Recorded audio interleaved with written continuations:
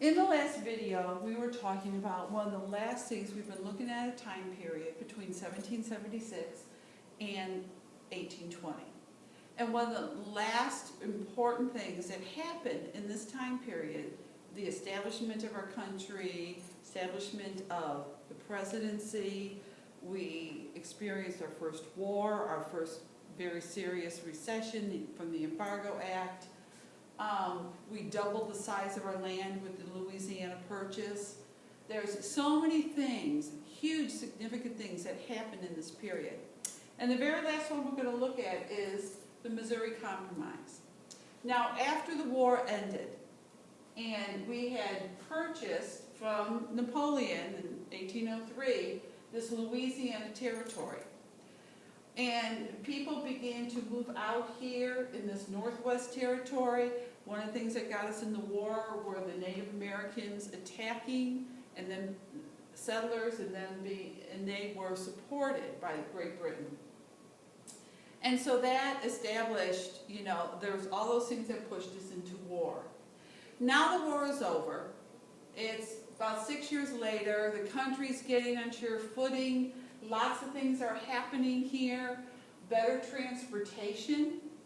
The idea of people are moving here. How do we get their goods to the ports here to trade? How do we get the resources here to the manufacturing and the factories?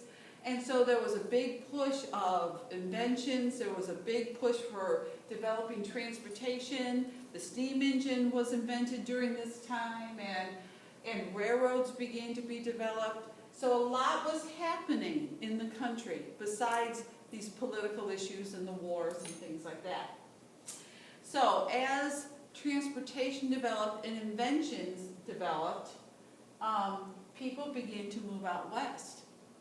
They wanted to grow, they wanted to take the resources that they could here, sell them and make money. Well, as people began to move out west, there was a problem. Because remember, we talked a few videos back about under President Washington, what one significant invention was established then or developed, and it was developed by a slave, the cotton gin. Now what makes the cotton gin so important is the cotton gin through the machine would clean cotton much faster, much easier. And so the more clean cotton you had, the more you could sell.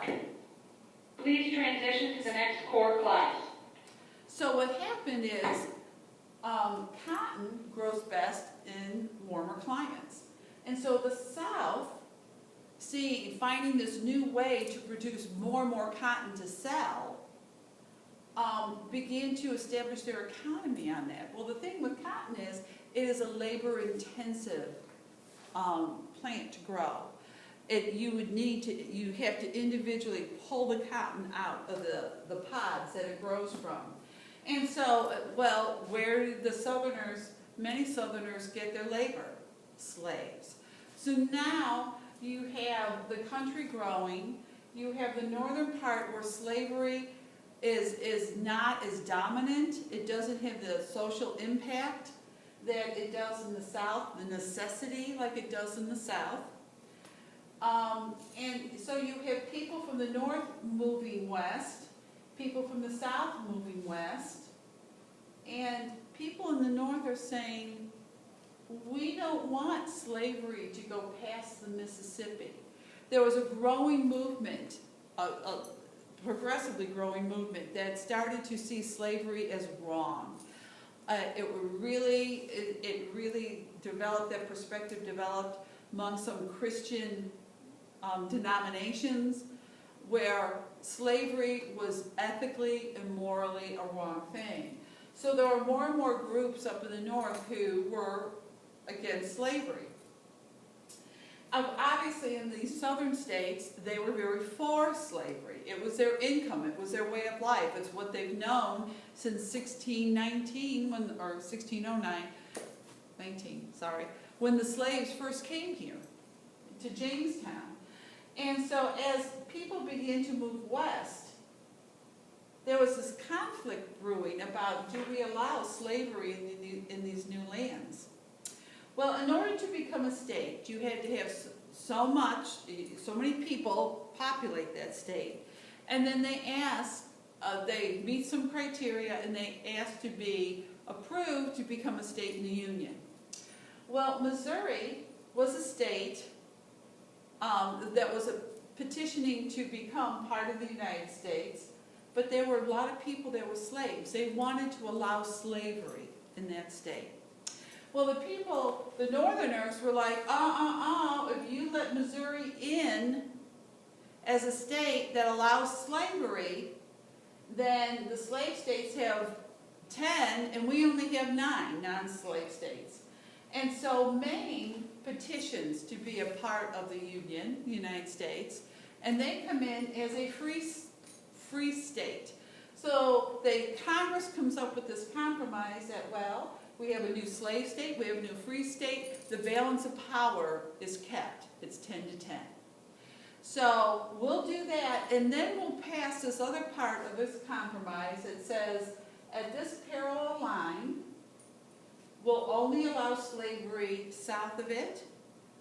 North of it, except for Missouri, will be free territory. And so everybody thought, well, okay, this is fine. The Southerners are moving, especially after the War of 1812, west. Spain owns Texas, but Spain at this time is inviting Americans to come live there with, so they're moving there with wanting to do slavery.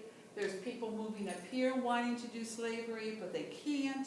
So this compromise is kind of satisfying both sides temporarily. And here is the compromise that slavery would never be under the 36th parallel, or never be above it, only allowed below it, and we bring Maine and Missouri in.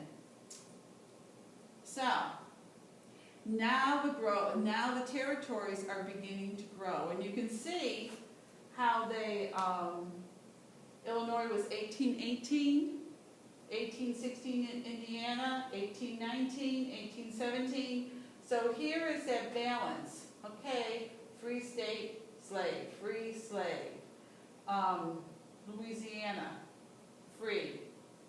slave state.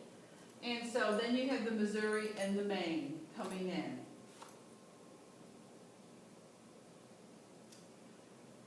And what was happening during this period? The North really had many more factories. They had a lot more transportation, railroads. The steam engine was invented, and railroads are coming, and because they had factories and they had bigger cities.